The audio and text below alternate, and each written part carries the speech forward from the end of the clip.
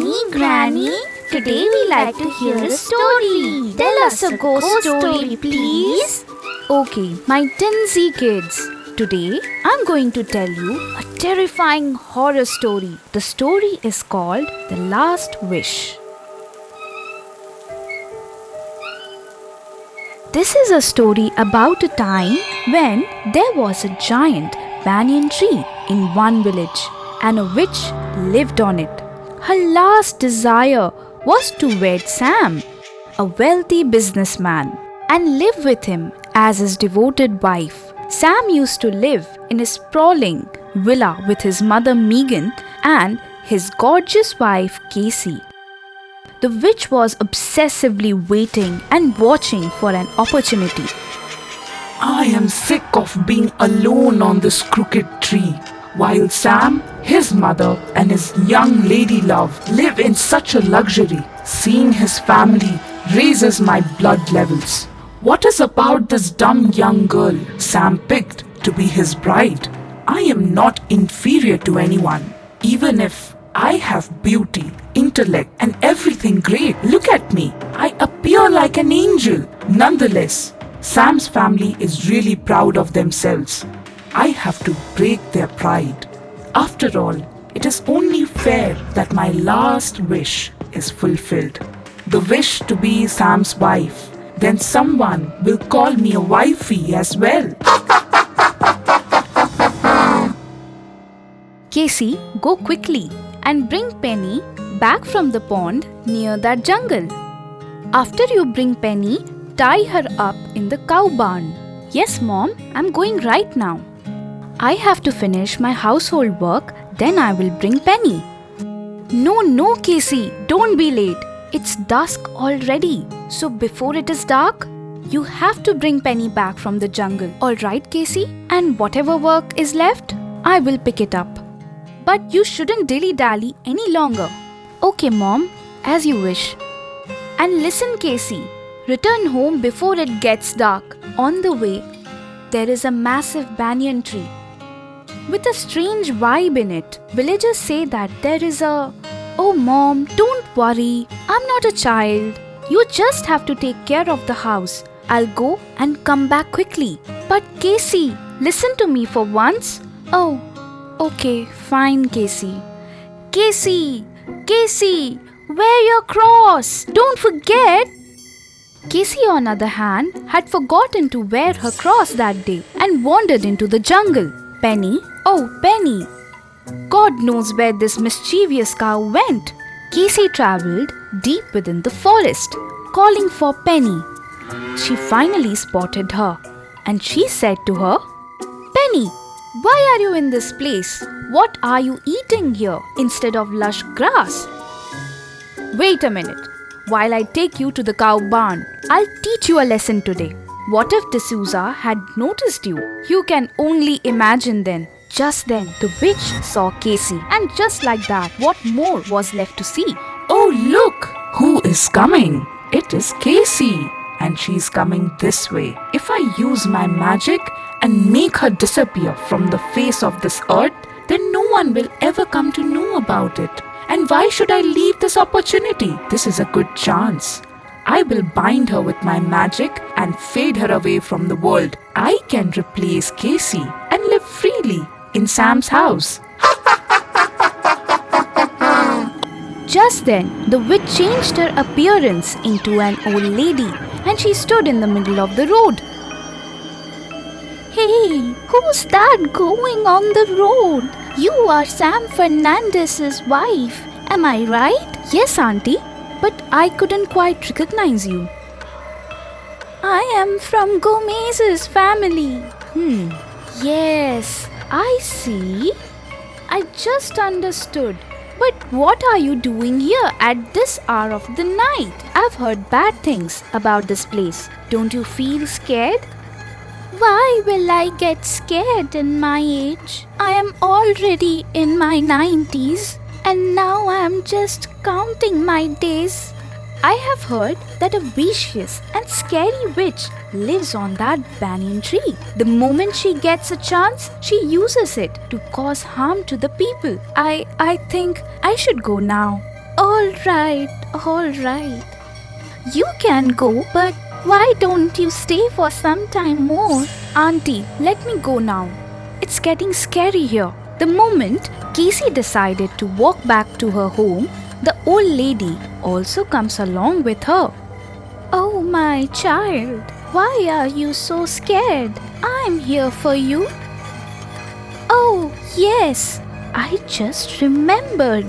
You were saying something about the witch. Am I right? Have you seen her? How does she look like? I have never seen her, but I have heard about a lot. She is extremely hideous and monstrous to look at. I have heard people who have laid their eyes on her, they pass out. Well said, Casey. So monstrous to look at. She is hideous. She is wretched. Isn't it? Can you take a look and tell me If the witch looks like this. Oh my! Someone please help me! As Casey starts running. Just then, the witch stretches her arm and drags Casey by her hair towards herself. And then, the witch with her magic transforms Casey into a small ball. She then hides her in a huge hollow of the tree. Who will come in the scary place of the jungle? Huh? Now stay prisoner of this tree for eternity. And on the other hand, I will put up a disguise as Casey. Mom, why are you crying? I'm right here.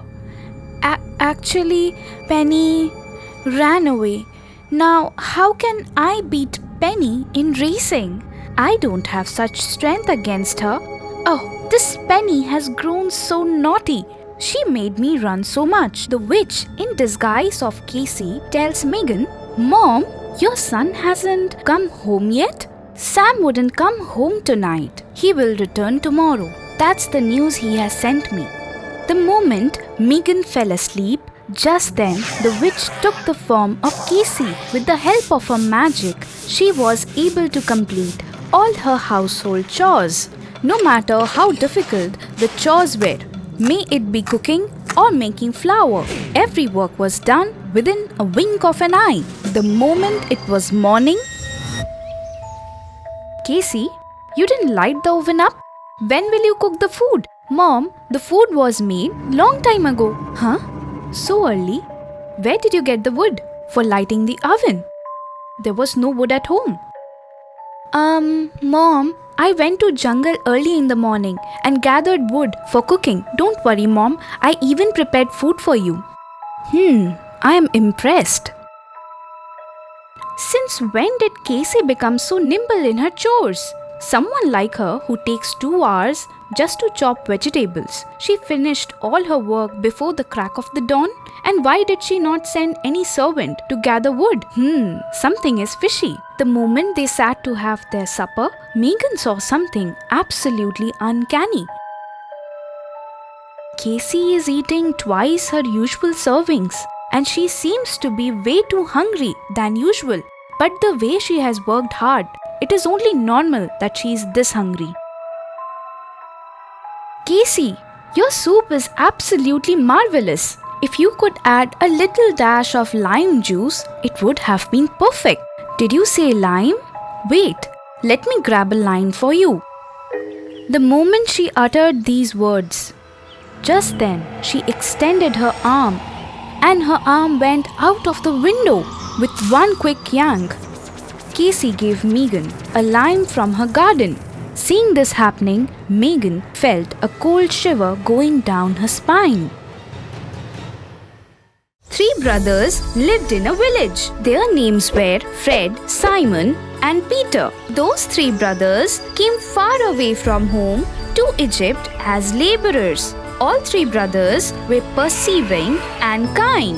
One day, the brothers were returning from their work, tired, and as their luck would have it, As the time went on, it was getting dark. Cool breeze was blowing. Soon the forest hummed with the sounds from the fowls and animals. After walking for some distance, Peter made a tired face and said, I am really exhausted today. I really wish I had hid some hidden treasure. Can you imagine how luxurious life I could lead? Peter side-eyed at both of his brothers and said, Oh Lord, I'm stuck with these losers for life. Just then, he notices something shimmering by the roadside. On seeing that, Peter exclaims, Oh dear Lord, you are so merciful. Brothers, look, that is the hidden treasure. Let's go. Both the brothers run behind Peter, and when they reach the place, they see something that blows their mind. Oh no, false alarm. But we should not lose our hope. The Lord will definitely answer our prayers. This is just a jar filled with fireflies. Seeing that jar lit with fireflies, Peter said to his brothers, Let's go home. Maybe today is not our lucky day. But aren't these flies the cutest? Come on, let's go. Just as Peter ran away, two brothers chased him down the hill. As they reached their home, they freshened up and finally sat for their supper. They realized there wasn't enough food. Fred, being the eldest, gave the last two bread to each of his brothers. He went back to his bed, empty stomach, but he couldn't sleep at all. He kept staring outside with his tired eyes and he thought, Oh how, I really wish we did hit a jackpot like Peter said. Then we don't have to sleep in our empty stomachs. He saw something shimmering outside. It was the jar of fireflies. He goes outside and opens the cork. And he thought, It is such a shame to trap such fireflies in a jar. They are meant to be free, not to be brutally caged. I should get going. I have a lot of work to do in the morning.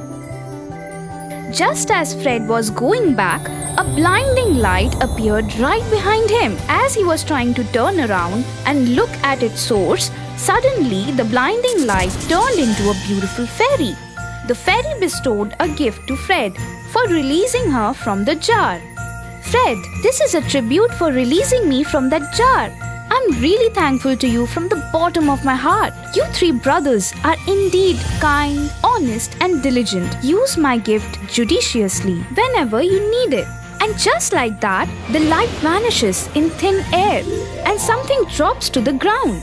It was a wooden ball. Fred casts a spell just as the fairy directed. Something magical happens. The wooden ball turns into a table. It was loaded with all kind of food he could have ever imagined. He was elated. He finally ate to his fill. He hid the ball under his pillow and finally Fred could sleep peacefully. But oh no! Two thieves broke into his house. They stole every hard-earned penny they could lay their hands on and ran away. Next morning, when soft sunlight brushes against Fred's face, just then he woke up. And as he looks around his house, he finds that their house was plundered clean. Fred wakes Simon up in a frenzy. Simon, wake up. Wake up quickly. Just look around. See what has happened. On one hand, Fred and Simon were horrified and thought, what are we going to do now? On the other hand, Peter was snoring away in a deep sleep. Peter, wake up. We are doomed. These thieves took away everything. How can you sleep so peacefully? Now, the three brothers felt that they were out of their options, so they had to return to their village. They went back to work and informed their respective masters about the theft and bid them goodbye before leaving for their village. Simon worked in a mill. When he said everything to his master, then his master said to him, You are dedicated and scrupulous young man. Just wait for me till I am back. I want to give you a present. Just then, the master comes back with a pouch in his hand. Before he could say anything, his master starts to demonstrate something. He showed him how he murmured a spell and jiggled the pouch. And suddenly the bag was filled with gold coins. Simon was stupefied and numb. His master then handed him over that magical pouch. Simon, with his trembling hands, he said, Master, I can't take this gift. Master lightly pats on his shoulder and said, Dear Simon, you earned it with your honesty and diligence. Use this whenever you need it. Simon sighed in relief and he happily set out to go back to his home. Fred showed Simon his magical wooden ball and Simon his magical pouch. Then they finally set out back to their village. Through the woods, they find a nice cozy place under a huge tree where Fred turns his magical ball into a table. After they ate, they slept peacefully. A mugger saw everything from the branch above them. As soon as both the brothers were sound asleep, the mugger gets down from the branch and he steals the magical bag and the magical ball and runs away. Just as the sunlight dimmed, both the brothers woke up from their slumber, only to find that even their magical pouch and ball were stolen. They started cursing their stars and left. On the other hand, Peter bid his mistress and his dear animals goodbye and left for his home. Peter works in a sanctuary as a keeper. Peter was lost in his own world, humming and enjoying the cool evening breeze. Just then, he felt something near his feet, as if someone was pulling his breeches. Peter turned around to find a little tail wagging. It was a tiny puppy that was nibbling at his breeches and hanging from it. Peter felt pity for the small pup and took out a piece of bread and offered it to him. Peter took the dog with him and decided to name him Pearl. At a distance, he finds a man holding a pouch as if he was running away from something. He was coming towards Peter and just then, Pearl pounced on him. In the frenzy, the man left the pouch and ran away. Oh no, Pearl, that's not right. What happened to you, huh? It seems like you are as naughty as me. Peter picks up Pearl in his arms and he calls the man from behind. Hey brother, I guess you left behind your things. But the man was already far away. Well, who would not love things that come free? In this case, it was our very dear Peter, who always dreamt of getting some hidden treasure. As expected, Peter took the bag and found a ball inside it.